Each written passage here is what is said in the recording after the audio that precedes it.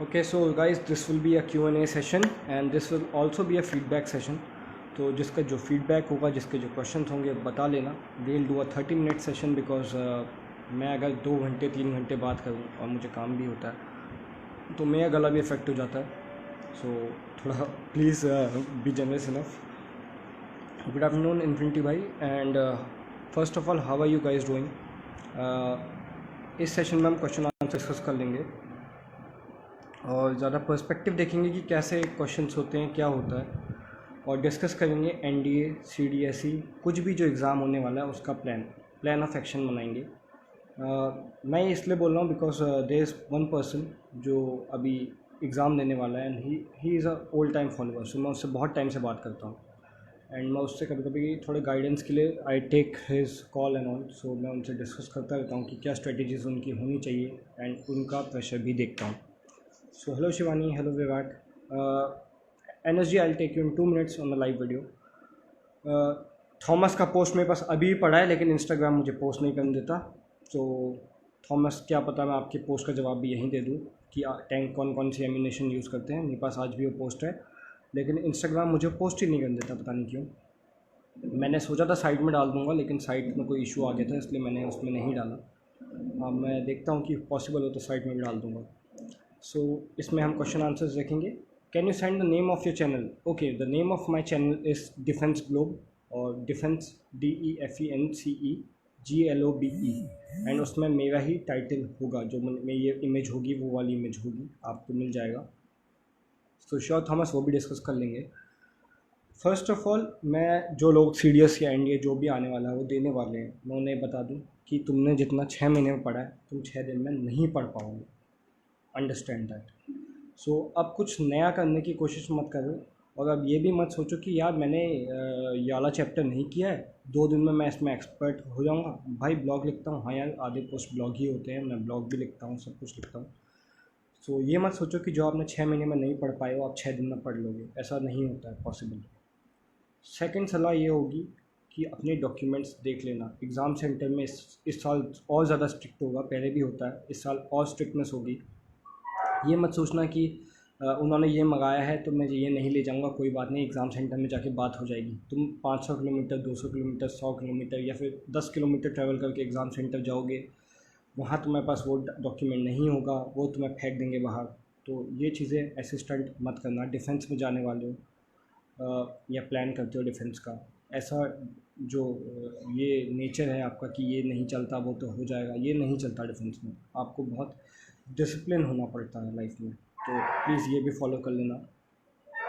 Third important सलाह ये है कि लोग जो कल बंदे ने मुझसे बात की थी, मैं उससे करते रहता हूँ बिकॉज ही इज़ वो उसका लास्ट चांस है and he is very tensed about things. So I try to help him calm down. मैं उससे यही कह रहा था कि उसका कहना था कि मैं मैथ्स नहीं कर पाता हूँ. मुझे मैथ्स का पेपर आता है लेकिन मैं टाइम पे नहीं कर पाता हूँ. जब मैं मॉक टेस्ट देता हूँ तो मैं सिर्फ शायद 20 30 या 40 क्वेश्चन कर पाता हूँ, बाकी में छूट जाते हैं. और मैं जब बाद में बैठ के पेपर देता हूँ तो क्या होता है कि मैं 3 घंटे या 4 घंटे में तो मेरे से 40 60 80 क्वेश्चन हो जाते हैं, लेकिन जो टाइम लिमिटेशन होती है उसकी वजह से मैं हार जाता हूँ. तो मेरा उसका सिंपल ये है प्लान ऑफ एक्शन कि भाई अब तुम्हें अपने कैलकुलेशन तेज़ करने पड़ेंगे. तुम्हें आता बहुत कुछ है, तुम कैलकुलेट नहीं कर पाते हो टाइम पे, और आपको वो लग्जरी नहीं होती कि आप जैसे कॉलेज में क्या आदत पड़ जाती है इंजीनियरिंग में कि आपके पास कैलकुलेटर होता है. कॉलेज जाने से पहले आपका दिमाग चलता है 85 × 16 कितना है, आपने 2 सेकंड में बता दिया. लेकिन कॉलेज जाने के बाद क्या होता है, एग्ज़ाम देते हो 20 × 20 को भी आप क्रॉस चेक करने लग जाते हो. मेरे साथ हुआ है पर्सनली इंजीनियरिंग में कि आपको पता है इसका आंसर क्या है लेकिन आप उसके बाद भी 3 बार क्रॉस चेक करते हो. और ये जब आप कोई कॉम्पिटिटिव एग्ज़ाम में जाते हो ना, ये पॉसिबल नहीं होता बिकॉज आप 20 × 20 चेक करने बैठोगे, फिर आप सोचोगे यार कैलकुलेटर में भी कर लूँ, फिर आप सोचोगे यार मैंने सही दबाया था बटन, इसमें आपका 3 क्वेश्चन का कैलकुलेशन का टाइम वेस्ट हुआ नहीं हुआ. सो बेस्ट एडवांटेज अभी जो जिनका 5 6 दिन में एग्ज़ाम है ये है कि 3 4 दिन बस कैलकुलेशन करो, और कोई ज़रूरी नहीं है कि कोई मॉक टेस्ट या बुक से करो. बेसिक कैलकुलेशन, इंटीग्रेशन नहीं, डिफरेंशिएशन नहीं, कुछ नहीं, maths, addition, subtraction, multiplication, division, बस. इसमें क्या होता है, आप 1 घंटे बैठ जाओ दिन में, अपने मन में क्वेश्चन बनाओ, एक कैलकुलेटर रखो बगल में और अपने एक कॉपी में 50-30 क्वेश्चन खुद अपने मन से बना लो, कहीं पे लिख लो 25 × 13 कितना है, और फिर ऐसे करके 5-10 क्वेश्चन बनाओ, कैलकुलेटर रखो, पेपर स्टार्ट करो और देखो आपका स्पीड कितना इम्प्रूव हो सकती है उस चीज़ के लिए। ये मत सोचो कि हर क्वेश्चन के बाद कैलकुलेटर मत खोलो, पहले 10 क्वेश्चन कर लो और फिर कैलकुलेट करो कि आप कितना सही हो कितना गलत हो। स्टार्टिंग में बहुत गलतियाँ होंगी, चलता है, स्पीड बिल्डअप करनी है, कैलकुलेशंस करने हैं, हो जाएगा। That is also one solution to that. So यही टिप्स थी। प्लान ऑफ एक्शन 2 महीने 3 महीने का ये होता है कि भाई पढ़ते रहो, करंट अफेयर्स फॉलो करो, जितना टाइम लगे लगा लो, डेडिकेटेड शेड्यूल रखो, मस्ती भी करो, खेलो भी, कूदो भी, सब कर लो। ऐसा नहीं होगा कि आप दिन में 16 घंटे पढ़ो या फिर 8 घंटे पढ़ो। मुझसे नहीं हुआ कभी, मैंने 2 घंटे भी नहीं पढ़ा कभी दिन में मिला के, मैंने बोर्ड में भी मिला के नहीं पढ़ा उतना, लेकिन वो अलग बात है। तो सबका कैचिंग पावर अलग होता है। कोई बंदा 80% के लिए फ़ाइट करता है, कोई बंदा 99% के लिए फ़ाइट करता है। तो अपनी फ़ाइट डिसाइड करो, अपना टारगेट सिलेक्ट करो, उसके बाद पढ़ाई स्टार्ट कीजिए। So these are my tips for you. अब ज़्यादा टाइम नहीं है, मैं ये नहीं कहूँगा कि ये बुक भी खरीद दो या फिर वो बुक भी खरीद दो, नहीं हो पाएगा। क्यों टाइम वेस्ट कर दो? जो चीज़ सीखी है उसे रिवाइज करो, उस चीज़ में अच्छे बनो, नई चीज़ें मत सीखो।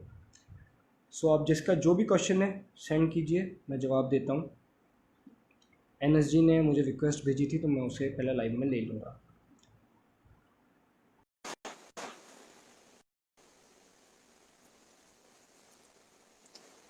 NSG भाई आ जाओ। गुड मॉर्निंग हितेश भाई। गुड मॉर्निंग भाई, कैसे हो? वैसे तो अब इवनिंग ही हो, आफ्टरनून ही हो गया है, लेकिन चलता है। हाँ, मैं कह रहा था हितेश भाई, उसमें अर्जुन MBT में कर पाएगा कंप्लीट? वैसे मुझे इसमें बहुत क्वेरी रहती है। अर्जुन किससे कम्पीट करा? T90? मतलब नहीं, इसका वेट तो बहुत ज्यादा है, पर जैसे बाकी हैं M1 या अब्राहम और मरकावा टैंक, उनका वेट इससे भी ज़्यादा है। हाँ तो है ही अच्छा उसके मुकाबले। अर्जुन MK बने। सी, अगर तुम्हें अर्जुन की स्टोरी सीखनी है यस यस। तो ये जानना पड़ेगा कि अर्जुन डिज़ाइन क्यों हुआ था। अर्जुन को डिज़ाइन करने के पीछे ये आइडिया था कि पाकिस्तान आपका उसका अलाय था, US का, एंड हमारे माइंडसेट था कि US उसे अब्राहम टैंक्स देने वाला है। एंड अब्राहम टैंक अगर उन्हें मिल जाते तो हमारी जो रशियन टैंक्स है वो उतने अच्छे नहीं थे, क्योंकि वो हैवी MBT है और रशियन के मीडियम होते हैं। हाँ, आर्मर उतना अच्छा नहीं होता। तो हमने अपना खुद का, क्योंकि हमें कोई और टैंक नहीं बेचता वेस्ट वाला, हमारी अलायंस नहीं थी उनसे इतनी अच्छी, तो हमने क्या किया कि अपना टैंक डिज़ाइन स्टार्ट किया। अब ओवर द टाइम क्या हुआ कि पाकिस्तान को अब्राहम मिला नहीं, तो हमारे जनरल्स का माइंडसेट हो गया कि अब तो हमें हैवी टैंक की ज़रूरत नहीं है। आई थिंक आपका शायद ईयरफोन भी कनेक्ट है, तो ये फिर फीडबैक में जा रहा है, मतलब जो मैं बोल रहा हूँ मुझे वही सुनाई दे रहा है। वो इको आ रही होगी। हाँ, तो कोई नहीं, मैं आपको चैट में लिख के बोल देता हूँ, आपको डिस्टर्ब होगा। हाँ, तो कोई इशू नहीं है। तो लेकिन बेसिकली अर्जुन MK1 एक बहुत अच्छा टैंक है, लेकिन वो हमारी मेन फ्लीट का पार्ट नहीं है, क्योंकि उसका नंबर्स बहुत लिमिटेड होंगे। आर्मी कहती है कि वेट ज़्यादा। हाँ, मेन फ्लीट T90s की है। और भाई जी आप वो बोल रहे थे अभी सबमरीन, हमें सबमरीन की फ्लीट बढ़ा देनी चाहिए, पर मुझे एक वो थी कि इसमें ये है पी जैसे P8I हो गए पोसाइडन एयरक्राफ्ट, ये तो इसके लिए वल्नरेबल होगा इसके आगे फिर। सी, हम फाइट करने वाले हैं अपने एरिया में। हाँ जी हाँ जी। हम चाइना के सी में जाके तो अटैक करने वाले हैं नहीं उन्हें। और चाइना की इतनी कैपेबिलिटी है नहीं कि वो अपने उतने ज़्यादा बॉम्बर्स को या फिर उतने ज़्यादा एंटी सबमरीन एयरक्राफ्ट यहाँ भेज सके। सी, हम इंडियन ओशन में हम ऑपरेट करेंगे। वर्क कैसे करते होंगे भाई, मुझे पता नहीं है ये सबमरीन हंटर्स वर्क कैसे करते हैं। ओके, सी, उसके पीछे उसमें होते हैं बहुत सारे सेंसर्स, इलेक्ट्रो ऑप्टिक सेंसर्स से लेके मैग्नेटिक एनोमली डिटेक्टर्स तक। तो आप एक ऐसा सोर्स पॉइंट ढूंढने की कोशिश करते हो जहाँ पे आपको लगता है कि मैग्नेट जो फील्ड अर्थ का है वो थोड़ा अलग है उस पानी के जोन में, तो आप उन पॉइंट्स को डिटेक्ट करते हो पहले। फिर आपके जो एयरक्राफ्ट में होते हैं सोनार बोयोस, मतलब सोनार होते हैं, सोनार डिवाइसेस, आप उन्हें ड्रॉप करते हो पानी में, और वो सोनार डिवाइसेस आपको एक इमेज जनरेट करते हैं कि यहाँ पे आपकी एनिमी सबमरीन है, पिन पॉइंट करके। फिर आप अपने हाँ वहाँ पे आप अटैक करते हो। थैंक यू भाई। अभी यही क्वारी थी मेरी, मुझे 2 बड़ी थी इसमें। मुझे अर्जुन के में भी श्योर था, पर मैं क्या आर्मी उसको प्रेफर नहीं करती इसीलिए, क्योंकि उसका वेट बहुत है। सी यार, आर्मी दिक्कत उसको ये है ना कि हम जो मांगते हैं हमें जब वो मिलता है तो हम कहते हैं कि ये इतना अच्छा नहीं है क्योंकि हमारे पास तो ये भी है। अभी हैवी है, लेकिन उसे हैवी होना था, पहले हमने जानते थे कि वो हैवी होगा, हम लेकिन अब बनाए ही हमें उसी उसका वेट पॉइंट ज्यादा ऑफ व्यू लगता से है। देख हाँ के हाँ कि हैवी हाँ, कैटेगरी कम बनना चाहिए। वही बात है, अब हमने बनाया उस अभी हिसाब वैसे से, तो अब जब बन गया तो एवरेज दिक्कत में है। होंगे कितने हमारी इन्फेंट्री में? हम्म हमने कितने लिए हैं अपनी इन्फेंट्री में? हमारे में होंगे कितने? 200 होंगे और अप्रोक्स।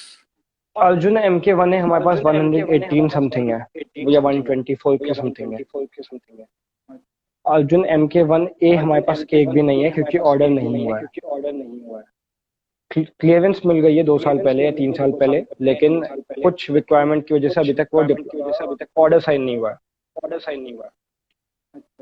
तो जब ऑर्डर साइन हो जाएगा तब देखते हैं, और MK2 बनने वाला है 5 साल में या 10 साल में। वही है। और वो MT14 अरमाटा भी तो हो रहा है प्लान में भी हमारे। That is not going to win, मतलब जनरल्स को बहुत पसंद है, लेकिन बात यह है कि उसमें रशियंस को भी इशू है। रशियंस खुद नहीं खरीदे तो हम कैसे खरीद दें? हाँ, पर उसकी नेक्स्ट जनरेशन आगे हो गया ना, यार नेक्स्ट जनरेशन एक ऐसी चीज है ना जो एक बहुत कैची वर्ड है मिलिट्री में। जैसे आप बंदूक में सुनते हो मॉड्यूलर, हाँ जी हाँ जी। किसी भी चीज को मॉड्यूलर बोल दो तो ऐसा लगता है कि कितना ज्यादा हाई लेवल हो चुका है इस चीज का। हाँ, तो ये थोड़ा सेल टैक्टिक होता है, थोड़ा डेवलपमेंट होता है। अगर इतना अच्छा है तो रशियंस T90 क्यों खरीद रहे हैं? सही बात है। उनके पास पैसा नहीं है उसे बनाने के लिए। जैसे हमें चिपकाने की कोशिश करते हैं Su-57 बिगेस्ट एग्जांपल। यस, हाँ, हमें बार बार कहते हैं कि हम इंडिया को ऑफर कर रहे हैं, इंडिया। यस, वही बात इंडिया है, ने साफ मना कर रखा है। ये होती है लॉबिंग। आप अपने जो हमारे डिफेंस जर्नलिस्ट है उन्हें देते हो एक चेक काट के, वो एक अच्छा सा आर्टिकल लिख के देते हैं एक न्यूज़पेपर को, और न्यूज़पेपर वाले फिर आपकी पब्लिक को सुनाते हैं कि ये चीज होगी तो इसके बाद तो दुनिया में हमें कोई हरा ही नहीं सकता। जितना मुझे पता है भाई, पहले इंडिया भी तो था उसमें साथ में, इसमें FGFA वाली डील में।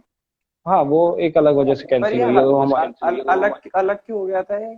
इसमें इश्यू थे बहुत सारे, इसीलिए रशियन हमें टेक्नोलॉजी का ट्रांसफर नहीं दे रहे थे, और नहीं हमें IP राइट्स दे रहे थे, नहीं हमें वो काम करने दे रहे थे, नहीं हमें वो प्लेन उड़ाने दे रहे थे, बस वो पैसे ले रहे थे। पैसे ले रहे थे, फंडिंग। हाँ, तो हमने कहा कि ऐसे प्रोजेक्ट में आने से अच्छा हम खुद का बना लेंगे।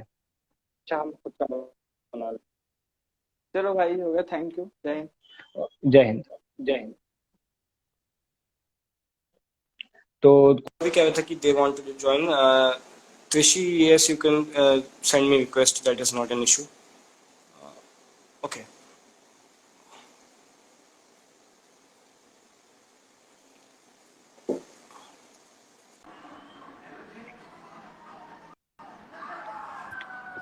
Hello.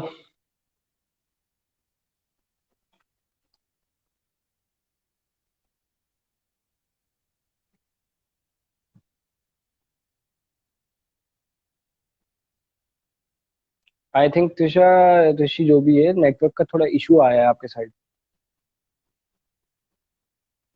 थोड़ा नेटवर्क का इशू आ रहा है, आप बफरिंग में आ रहे हो अभी भी। एनी टाइम एनएसजी भाई।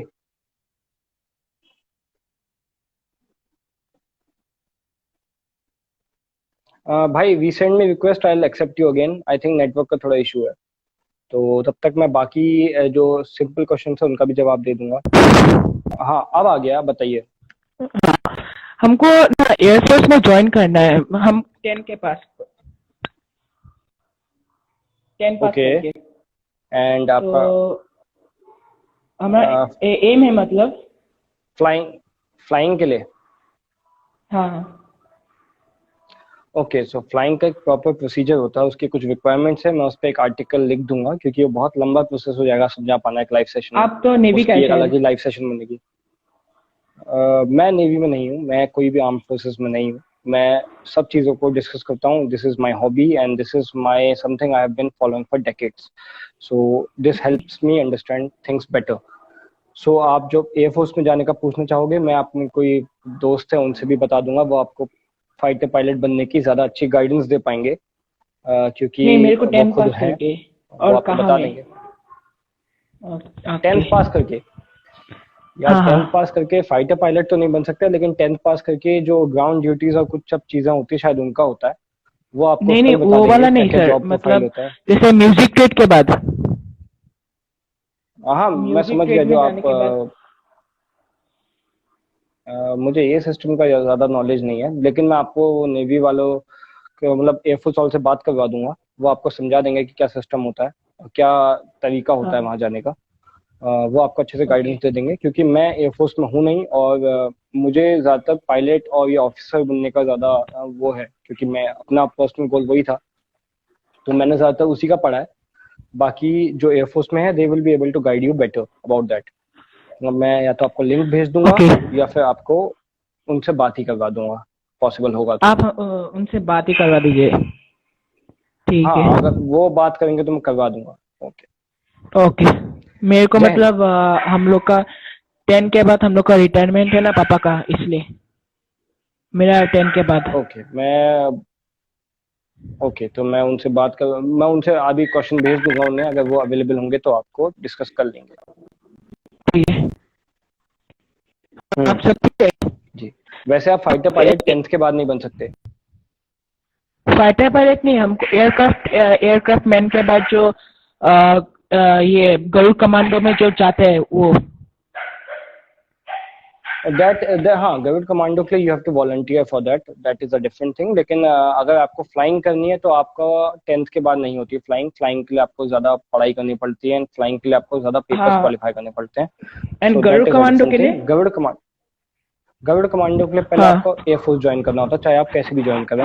आप उन्हें चाहे एज अ वर्कफोर्स ज्वाइन करें, आप चाहे उसे एज अ कोई हायर ऑफिसर ज्वाइन करें, लेकिन आपको पहले एयरफोर्स में होना चाहिए। उसके बाद you have to volunteer for that. आप वॉलंटियर करते हो, आप वॉलंटियर करके वहां तक जाते हो, उसके बाद आप ट्रेनिंग कर सकते हो या फिर सिलेक्शन में जा सकते हो, लेकिन बहुत प्रोसेस होता है उसका। गरुड़ कमांडो के लिए बहुत ट्रेनिंग भी लगता है। हाँ, तो वही है, मैं आपकी बात करवा दूंगा।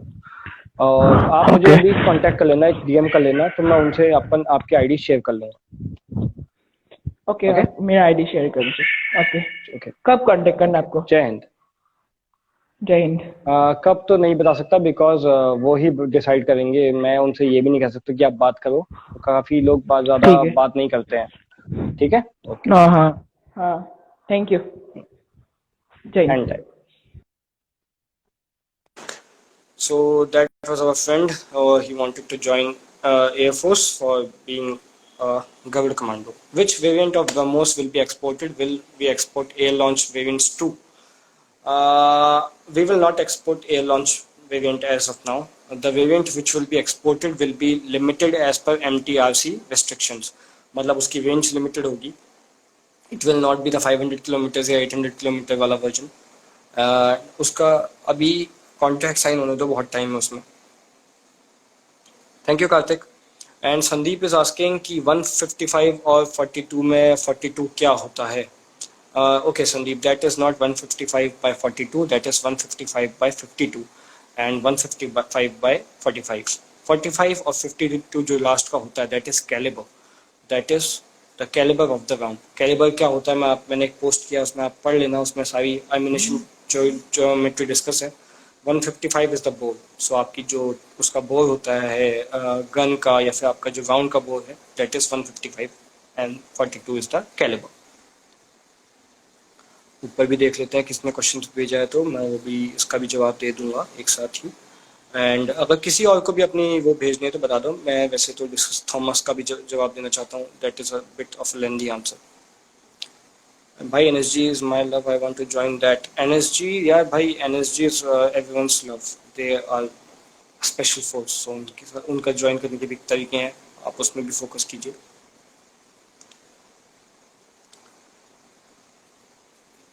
बिकॉज उन्हें एसएफ का बैच नहीं मिलता ऐसा भी नहीं है। एनएसजी के भी अपने अपने विंग्स हैं, as people know, that will explain in detail. Okay, so any questions that we were asked? Okay, thank you.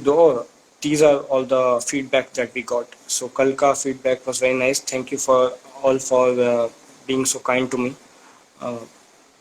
वैसे मैं खुद ये पोस्ट नहीं करूँगा बिकॉज फिर वो आपने ही पढ़ाई करने वाली बात होगी।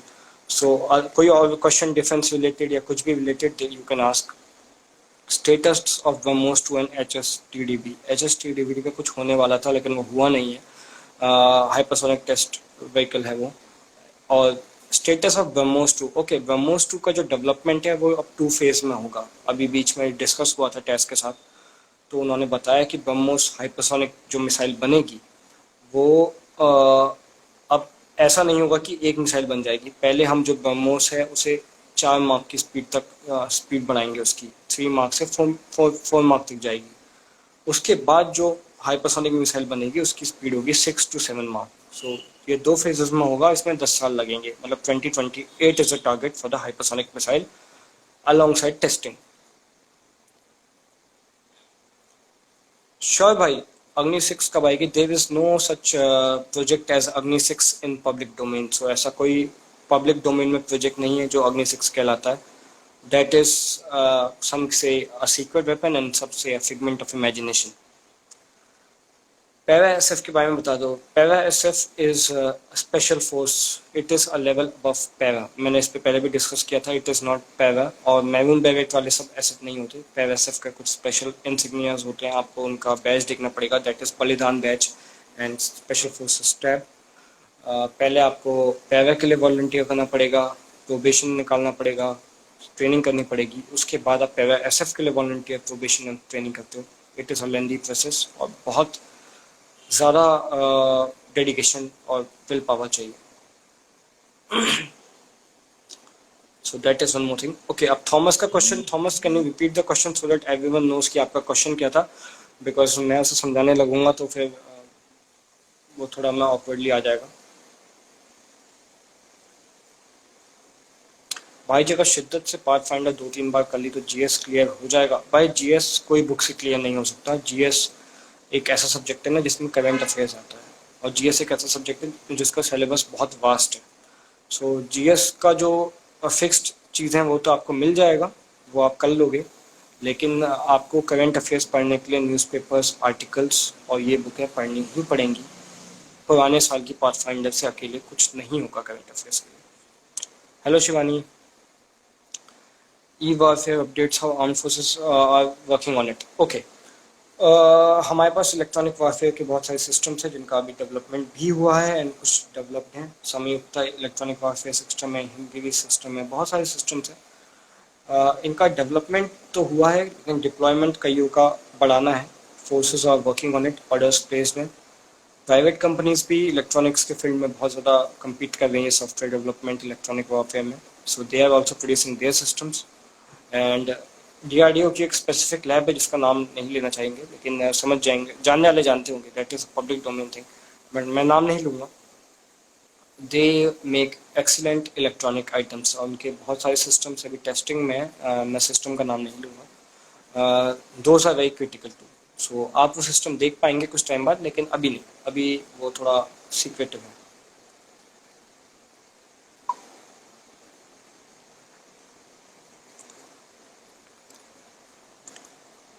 So okay, so this is very important question जो थॉमस ने पूछा है। ये उन्होंने मुझसे शायद लगभग 6 से महीने या 1 साल पहले पूछ दिया था। मैंने इस पे पोस्ट भी बनाया, लेकिन पता नहीं उस पोस्ट में क्या इशू है, मुझे नहीं पता। वो नहीं पोस्ट हो रहा था एंड वो डिलीट भी हो गया था। I think what ammunition is used in tanks, how do they work, how are they different from artillery ammunition and how does armour piercing ammunition works. Okay, so tanks में कई type के ammunition होते हैं. Modern tanks can also fire missiles. But tanks के जो main type of ammunition और जो main ammunition होता है वो मैं आपको यहाँ पे डिस्कस कर लेता हूँ. एक होता है आर्मर पियर्सिंग एम्यूनेशन या फिर फिन डिस्कार्डेड फिन एम्यूनेशन. तो उसको हम कहते हैं fin stabilised discarded sabot ammunition. उसकी वो ओके, तो that ammunition is armour piercing fin stabilised discarded sabot ammunition. उसका नाम ये होता है. होता क्या है कि ये एक बहुत लंबी मेटल की रॉड होती है, और वो मेटल कोई मेटल नहीं होता, एलॉय भी हो सकता है, यूरेनियम भी हो सकता है, टाइटेनियम भी हो सकता है. मतलब ऐसा मटेरियल जो बहुत डेंस होता है, क्योंकि डेंस मटेरियल ज़्यादा एनर्जी लेके जाएगा और ज़्यादा अच्छा इम्पैक्ट करेगा और ज़्यादा कम इफेक्ट होगा आर्मर से. इस राउंड का एडवांटेज क्या होता है कि ये राउंड बहुत फास्ट होता है, ये राउंड बहुत एनर्जी ले जाता है, एंड ये राउंड लॉन्ग रेंजेस में इसे इसका कोई काउंटर नहीं है इलेक्ट्रॉनिक. फर्स्ट ऑफ ऑल, अगर ये राउंड हिट करता है तो आप इसे इलेक्ट्रॉनिक काउंटर से बीट नहीं कर सकते. जैसे आप एंटी टैंक मिसाइल यूज़ करते हो तो इलेक्ट्रॉनिकली आप उसे डिफीट कर सकते हो, दैट इज़ वन थिंग. आप टैंक लॉन्च मिसाइल यूज़ करते हो, उसके भी इलेक्ट्रॉनिक काउंटर्स होते हैं. आजकल एक नया काउंटर है जिसे हम कहते हैं APS. APS means active protection system. Active protection system के बहुत सारे पार्ट्स होते हैं. Electronic is one more thing. उसके बाद होता है फिजिकल. फिजिकल इज़ बेसिकली आपके टैंक में छोटे छोटे पॉड्स लगे होते हैं अलग अलग डायरेक्शन में. उनमें होता है एम्यूनेशन और सैबट्स टाइप के फील्ड होते हैं, छर्रे या फिर कुछ भी कहो में. जब कोई मिसाइल टैंक की ओर आती है, टैंक का सेंसर उसे डिटेक्ट करता है और टैंक का जो साइड में पार्ट होता है वो ब्लास्ट करता है, उस मिसाइल को हिट करता है और उस मिसाइल को कर देता है न्यूट्रलाइज, बिकॉज वो मिसाइल ख़राब हो जाती है. अब जैसे ये मटेरियल बहुत डेंस है, बहुत पतली रॉड है, बहुत स्पीड से आ रही है, तो इस पे वो सैबट इतने इफेक्टिव नहीं होते. सो इसको आप APS से बीट नहीं कर सकते हो. टेस्टिंग चल रही है नए नए सिस्टम्स की, बट अभी तक नहीं हुआ है. So that is one thing. So this is one type of tank ammunition. How does this work is basically when it hits the tank with all the energy, it simply shears into tank. वो tank के अंदर घुसता है. पहले tank के अंदर एक बहुत बड़ा राउंड होता है, इसके साइड में फिन्स और सैबट होता है. जब आपके टैंक की गैसेस से थ्रो करती हैं, जो शेल होता है वो रिलीज हो जाता है और पतली सी रॉड टारगेट की ओर मूव करती है at a very high speed और वेरी हाई डेंसिटी. बहुत काइनेटिक एनर्जी है इस राउंड में. ये टैंक पे हिट करती है तो उसे पियर्स करती है या फिर उसके सिस्टम को डैमेज कर देती है, जिससे टैंक या तो आप टैंक बर्बाद हो जाता है या फिर टैंक आपका डैमेज हो जाता है beyond use. That is one kind. Second kind of ammunition tank uses is high explosive या फिर HE राउंड. आपने सुना होगा HE राउंड क्या करता है. HE round basically is like an RPG round or something. It hits your tank.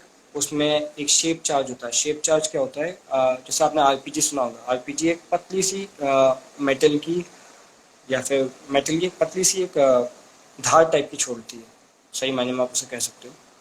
वो पतली सी लिक्विड जो वेव होती है वो टैंक को एक स्पेसिफिक साइड को टारगेट करती है एंड अंदर को जाती है, जैसे RPG वर्क करता है. हीट राउंड इफेक्टिव होते हैं, लेकिन हीट राउंड के खिलाफ ज़्यादा काउंटर्स हैं, उसमें मल्टीपल चीज़ें होती हैं. Second type of round is heat round. ये भी काफ़ी इफेक्टिव होते हैं, लेकिन आर्मर्ड पेनिट्रेशन राउंड से थोड़ा कम, अगर वो डिपेंड करता है टेक्नोलॉजी पे. Third type of round is your anti tank missile fired from the tank. अब इसके भी दो टाइप्स होते हैं. कैनन फायर्ड, मतलब जो टैंक की कैनन से फायर हो सकती है, वो एक एंटी टैंक मिसाइल होती है. एक होती है टैंक माउंटेड, जैसे आपने BMP में देखा होगा, ऊपर से माउंट रहते हैं anti tank launchers, Kornet on it. दोनों होता है. कुछ वायर गाइडेड होते हैं, कुछ लेज़र गाइडेड होते हैं. आपका टैंक के एम्यूनेशन पर डिपेंड करता है, उसकी कैपेबिलिटीज़ पर डिपेंड करता है. इसके एग्जांपल हैं रशियन इनवार राउंड और इजरायली लाहत मिसाइल. लाहत मिसाइल टैंक के बैरल के अंदर से फायर हो सकती है, दैट इज कैनन लॉन्च्ड. अभी DRDO is working on its own version of that missile, cannon launched missile. एक और स्पेसिफिक राउंड है. This is a bit you can say new नहीं है, लेकिन ये भी एक राउंड है जो DRDO ने भी डेवलप किया है अर्जुन टैंक के लिए. It is called thermobaric ammunition. Thermobaric ammunition क्या होता है कि you can call it a small type tactical न्यूक scenario. इस सिस्टम में क्या होता है कि ब्लास्ट वेव क्रिएट करता है। The wave is very dangerous, आपका टैंक के क्रू को अंदर ही मार देगा।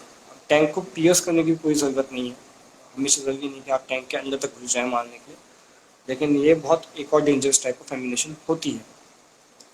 सो यही बेसिकली होता है ये armoured piercing fin stabilise discarded sabot, या कि आपका जो एंटी टैंक सेबॉट राउंड जिसे हम कहते हैं, वन एम्यूनेशन हो गई। सेकंड आपका हीट एम्यूनेशन हो गया, हाई एक्सप्लोजिव एम्यूनेशन। थर्ड आपका एंटी टैंक मिसाइल हो गई, जो टैंक के टॉप से या फिर टैंक के कैनन से फायर होता है। Fourth is thermobaric round, that is also another kind of ammunition. अब यही बेसिकली आपके एम्यूनेशन हैं, और ये कैसे वर्क करते हैं इनका मैंने आपको एक बेसिक समरी दे दिया थॉमस। होगा तो मैं वो पोस्ट भी पोस्ट कर दूंगा, बिकॉज राइटिंग में ज़्यादा अच्छा एक्सप्लेन हुआ है वो। तो आपको अगर पोस्ट हो पाएगा, मैं जब भी पॉसिबल होगा अपलोड कर दूंगा, नहीं होगा तो साइड में भी अपलोड करने की कोशिश कर लूँगा। मुझे लगता है वो पोस्ट में दिक्कत है, मुझे फिर से लिखना पड़ेगा, तो मैं लिख के भी ट्राई कर लूँगा, ऐसा कुछ इशू है तो। So I hope this answers your tank वाला क्वेश्चन एंड उसके टैंक के राउंड्स वाला question. Basically majority 4 type of tank rounds. And cyber warfare in armed forces, this is one more field that we are lacking in, but we are developing our capabilities. S5 class submarine is a game changer for us. S5 class submarine is still a decade away, so yes it is a game changer, but अभी जो उसका deployment है ये सब है उसमें 10 साल है। And SSBN basically एक deterrent होता है। SSBN कोई एक्टिव वेपन नहीं होता, एक डिटरमेंट वेपन होता है। So okay Thomas, I am glad you got your answer. आपने बहुत इंतज़ार किया और थैंकफुली आप गुस्सा नहीं हुए, क्योंकि बहुत लोग तो 10 मिनट में गुस्सा हो जाते कि मैं जवाब नहीं दे रहा हूँ। मैं एक्सप्लेन करना पसंद करता हूँ, मुझे पसंद नहीं आता कि जल्दीबाजी में जवाब दे दूँ। So this is a bit detailed about tank ammunition.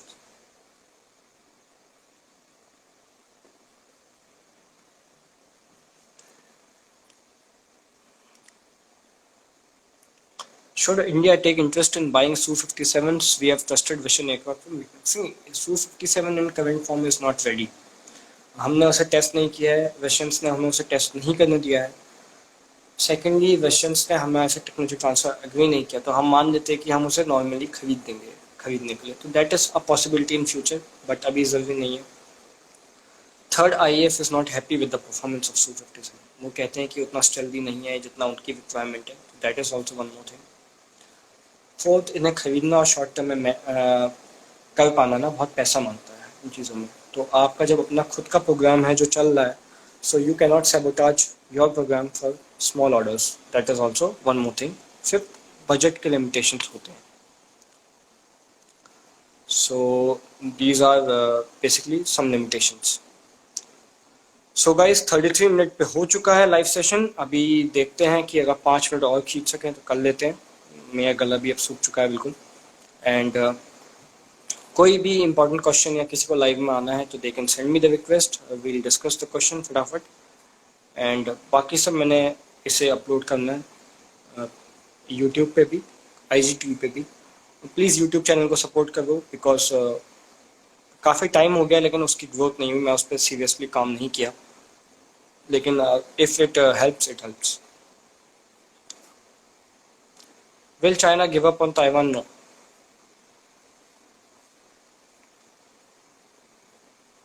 Other than anti-aero, does Army has its own such wound? Atul, I'm not able to understand your question completely. Can you just give the detailed elaboration of it? भाई जी, MC project का कोई boost मिला है क्या? Scale model has to be tested कुछ सालों में, अभी इट इज़ अंडर थिंग्स। उसका टेंडर आ चुका है, डिज़ाइन फाइनलाइज हो गया है। कुछ चेंजेस हुए हैं AMCA में last moment, but they are for the better.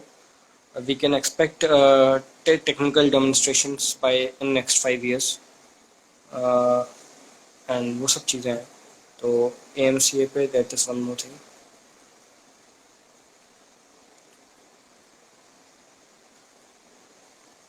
Thanks to NSG, thank you for supporting the channel. What is the procedure of joining special force? First you have to join the Army, Air Force या Navy for joining any special force. आप जब वहाँ होते हो तब आप वहाँ के लिए volunteer कर सकते हो। उसके बाद if you are volunteer for that, then you go into probation. After probation, if you qualify probation, you go into training. So that is a lengthy process. पहले आर्मी में जाओ, एयर फोर्स में जाओ, नेवी में जाओ, तब जाके special forces में जाने का प्लान बना। Okay, other than NTRO, does army has its own wing or yet? मुझे NTRO का फुल फॉर्म भी चाहिए था, बिकॉज NTRO पे मुझे थोड़ा अच्छा साइबर वॉरफेयर अभी जो एक जॉइंट कमांड बनने की बात हुई है for cyber warfare, space warfare और बहुत चीज़ों के लिए अलग अलग जॉइंट कमांड बनने की बात हुई है Atul. We are restructuring our forces, हमें रीस्ट्रक्चर की ज़रूरत है। अभी एयर डिफेंस कमांड, जिसके मैं बहुत साल से कह रहा था कि हमारे पास एक डेडिकेटेड एयर डिफेंस कमांड होना चाहिए, because a separate air defence command is essential. Multiplication of assets कम होता है ये वो, उस पर भी बात हुई है। And they are planning a new cyber warfare, air defence, अलग अलग commands for specific things. Capabilities buildup हो रही है, जॉइंट कमांड की शिफ्ट कर रहे हैं, that is one thing.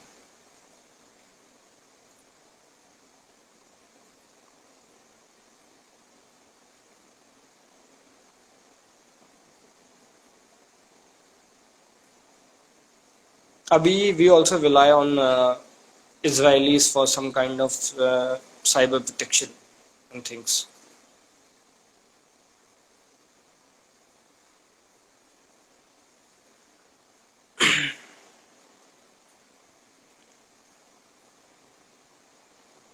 What is air defense command? So see, अभी air defenses जो होते हैं आर्मी अपना मैनेज करती है, एयरफोर्स अपना मैनेज करती है, नेवी का तो खैर अलग ही चलता है, बिकॉज उनकी शिप्स होती हैं, सब कुछ है। The idea is to combine the air defences under a certain wing. आप आर्मी एयरफोर्स में इतने मल्टीप्लिकेशन ऑफ एसेट्स नहीं करना चाहते, आप एक सेंट्रलाइज कमांड बनाओगे जिसका काम होगा एयर डिफेंस कर पाना। क्या होता है ना, जब आर्मी के हेडक्वार्टर के पास कोई एयर डिफेंस का या कोई हेलीकॉप्टर या कुछ उड़ रहा है या फिर एनिमी आ गया, तो आपको एयरफोर्स से कम्युनिकेट करने में पड़ेगा कि क्या आपका है ये एसेट या फिर क्या कुछ है वजह। इस चीज़ में जाता है टाइम बर्बाद, टाइम का बहुत ज़्यादा वेस्टेज होता है कम्युनिकेशन में और बहुत चीज़ों में। सो एक डेडिकेटेड कमांड आपका स्ट्रक्चर शॉर्टन करता है, आपका रिस्पॉन्स टाइम बेटर होता है। तो एक डेडिकेटेड कमांड की बात चल रही है।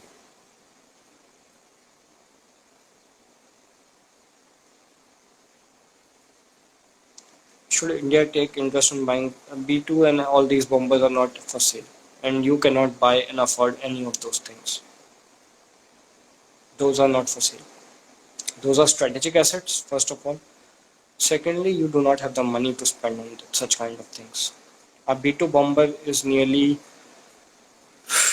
$1 billion plus thing, so it is not something you can sell to other countries.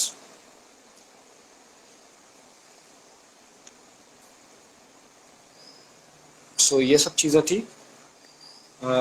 I guess I have answered all your questions. Thank you for the amazing feedback I have got. मुझे बहुत सारे अच्छे feedback मिले. I'm very happy for that. These are the things that make you put effort into all these things. Thank you for that. For those who have NDA, CDS, कोई भी exam, FCAT, SSB, जो भी है, give your best, do your best. सब हो जाएगा। Stress में आने की ज़रूरत नहीं है। आप अपना बेस्ट ट्राई करो, सीखो। वहाँ जाके ये मत सोचो कि मैं आप रिजेक्ट होने वाला हूँ या मैं आप सिलेक्ट होने वाला हूँ। रिजल्ट से पहले रिजल्ट का मत सोचो, इन्जॉय करो। एसएसबी को इन्जॉय करने में बहुत मज़ा आता है। मुझे पता था कि मैं रिजेक्ट हो जाऊँगा एसएसबी इलाहाबाद से, मैं 99.9% श्योर था कि मेरा रिजेक्शन आने वाला है, बिकॉज मेरा हाथ भी नहीं उठ रहा था। आई हैड ब्रोकन रिब्स, जिसने पूछा था। तो लेकिन फिर भी I went for their. I enjoyed SSB Allahabad. रात को 10 बजे आप मुझे निकाला एंड मैं उसे भी इन्जॉय कर रहा था। There is something about army कि आपको मज़ा आता है, आप सीखते हो। आप अगर आर्मी ज्वाइन नहीं भी कर पाओगे ना, तो आप या बचपन के बाद आप बुढ़ापे तक याद करोगे कि एसएसबी इलाहाबाद गए थे, वहाँ के मैस में ये हुआ था, उस बंदे को ऑफिसर ने ये बात कह के डांटा था। These are the things that live with you, आप इंजॉय करते हो। So Jai Hind all, take care. I'll upload this live too on YouTube, and I'll also upload this on IGTV. Support the YouTube channel too, because क्या पता IGTV Instagram मुझे ban कर दे या Instagram मुझे ban ना करे। जो कुछ भी हो सकता है, साइबर अटैक जो भी हो सकता है। मेरे पास कोई डेडिकेटेड टीम नहीं है साइबर अटैक फेंड ऑफ करने के लिए। सो वही सब चीज़ें आप हो सके तो YouTube में ही फॉलो कीजिए। And all things good. जय Hind, take care, and keep supporting first attempt is the best attempt. Okay, any attempt you do is the best attempt. आप चाहे आपका फर्स्ट हो चाहे आपका लास्ट हो, आप अगर अटेम्प्ट दे पा रहे हो तो आपका बेस्ट है. मैं मानता हूँ कि NDA is the best thing to do for exams. NDA best method है एंट्री का. अगर एनडीए नहीं होता तो भर्ती सेकंड बेस्ट मेथड है, सीडीएस सेकंड बेस्ट मेथड है एंट्री का.